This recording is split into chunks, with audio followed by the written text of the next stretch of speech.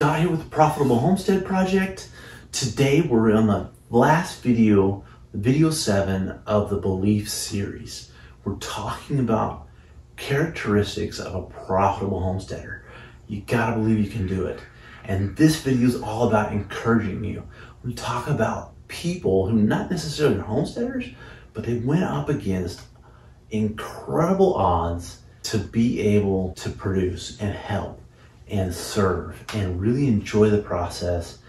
And the first one is a story about my grandfather. His name is Dale Westoff. He was a carpenter. He did some amazing carpentry work, and he helped build houses, and he just worked really hard. And he found a way to just, when things were going bad in Kansas with just the situation economically and stuff, he came home, he says, look, we're gonna lock up, we're gonna get out of here. And then he went from place to place. He would see somebody trying to build something. He would go up to them and say, look, I'm a carpenter, I can help, and I'll help for a week. Don't pay me a dime. If you like my work after a week, you can pay me. If you don't, I'll just go to the next place. But if you like, I'll work for another week and you can pay me for that week. And using that format, he worked for a week, got paid for another week, and he eventually worked his way all the way to California. With times were tough. He didn't have a lot. He got really resourceful. So he got his family to California from Kansas, using this form of just working for free and giving more than he was getting. And he got to California and found out, oh boy, the whole Midwest decided to come here because they heard there was work, and there wasn't a lot of work. Used the same pattern to make it all the way to Alaska and work there for a while. Eventually, he came back to Kansas. Fortunately, he had a good situation. He was a wonderful farmer and worked hard and really carved out a good situation for himself. But he ran into a problem. The problem was arthritis. When the weather changed, he couldn't use his hands very well. He couldn't hold a job without being able to show up every day and trade those hours for money. He was stuck in that paradigm, and he found a way around it. It was tough, but he got resourceful. He started just getting a property, one that nobody wanted because it had a huge beam on it that was totally eaten up by bugs, and nobody was going to handle it because it wasn't worth it to him. So he got it for a good price. And on a day when his arthritis wasn't hurting him because of a storm or whatever the weather changes were, he was able to get that beam out and put a new one in and rent the property. And he went about that and got one there and built.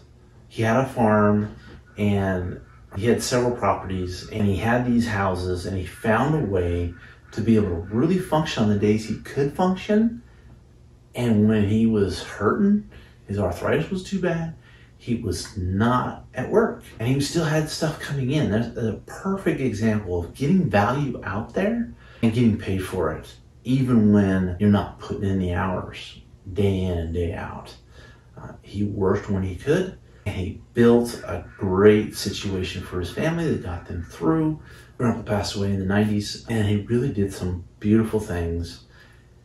And I remember going to his funeral, and there were just people everywhere, wrapping around the corners.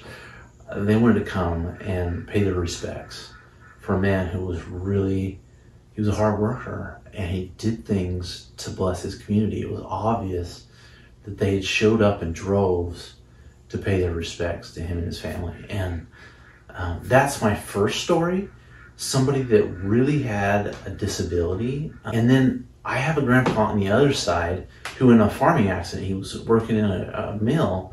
He ended up losing his hand down to his wrist, and he was a little kid at the time. He was on his own farm. He was using a horse-drawn mill, and he ended up getting his hand ground off in a very unfortunate accident. And it was interesting because my grandpa on the other side had said one time driving by, he says, that guy can do with one hand what more than most people can do with two. Why? Because he had this belief that he could figure it out. He could do it.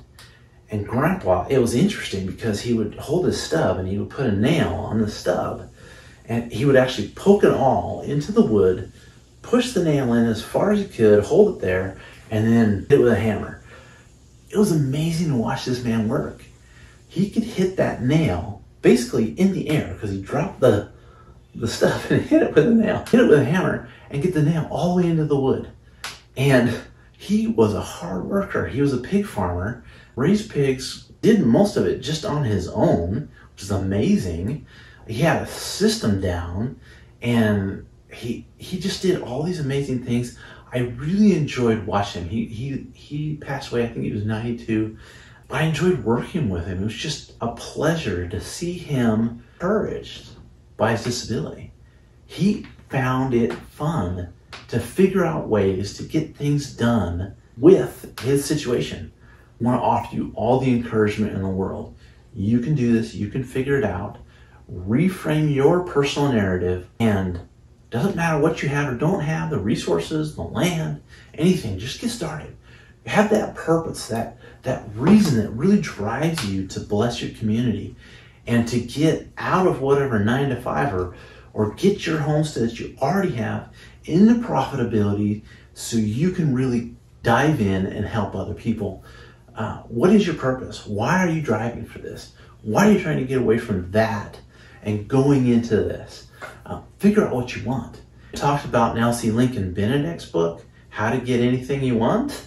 I'll drop a link so you can find out more information, but it's just amazing what happens when you actually write down and figure out what it is you actually want. You got to find out, is this homestead really what you want? And if it is, you can figure it out. You can get there. You can set that purpose and put those things that maybe are really hard for you to do right now and put them to use to get them where you're going. And I want to offer you one more story. This is from Meg Johnson. She's a wonderful person. As a young adult, she got in an accident. She was doing a hike and she fell off a cliff.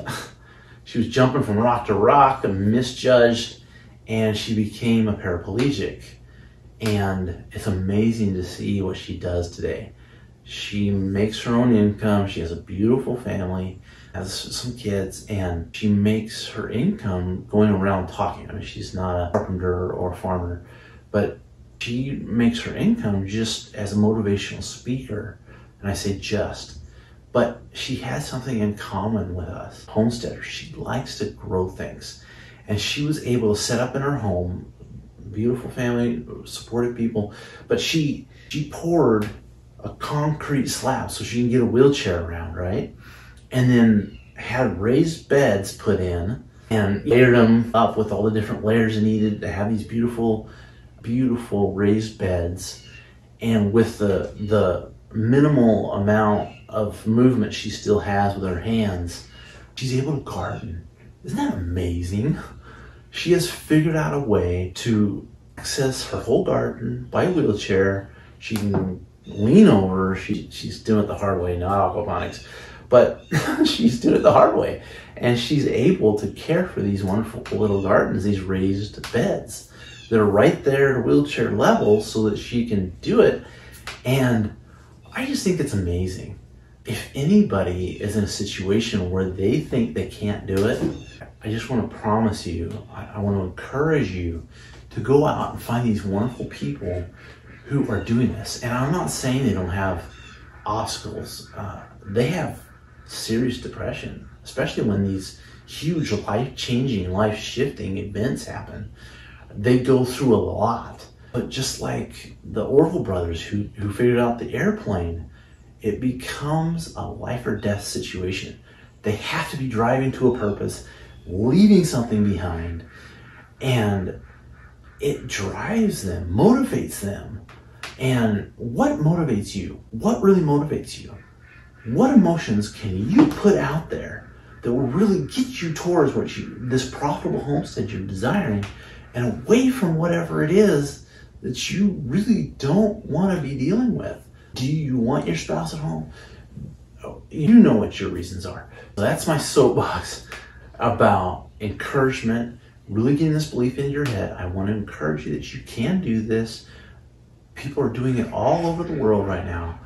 And really, food doesn't come from starting homesteaders. We need to be profitable. So get your property profitable and get the best resources out there. Frankly, I'm not an expert, but I'm curating a ton of information to get you the best. So you believe you can do it. I'm going to encourage you to do it. And we'll both grow and learn together, and we'll get there. Now, I've got this whole series I've been doing is characteristics of a profitable homesteader. We've talked about hope. We've talked about integrity. We've talked about love, and this whole series about belief. Next, I really want to go into sacrifice. A profitable homesteader is going to sacrifice things. And we'll go into that a whole lot more. Go ahead and subscribe and don't miss anything. You can go ahead and watch all the rest of the sections of this series on belief. You can go back and talk about hope and integrity and love. And you're really going to get these characteristics in you that will make you a profitable homesteader. Pedro, he's got an aquaponics farm down in Puerto Rico. He's quoted as saying, "The farm is a reflection of the farmer." And that's really true. When you incorporate these characteristics of a profitable homesteader, you can't help but get a profitable homestead. And that's what we're all working for. So the next topic is all about sacrifice. Go ahead and subscribe. And so you don't miss anything, go ahead and watch all the rest of the characteristics of a profitable homesteader.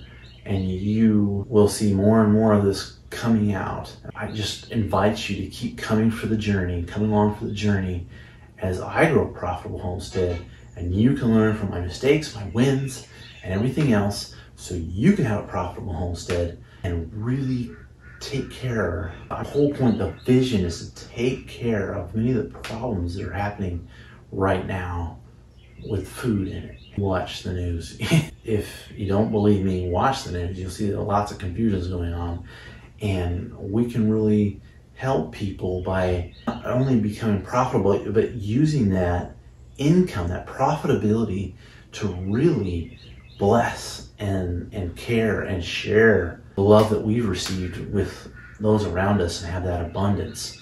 It's just so plentiful in nature and in God's creation. And so anyway, I'm going to go ahead and give you the subscribe, and I'll get you over here to where you can watch all the series that's being put out, all the content I'm producing for the characteristics of a profitable homesteader.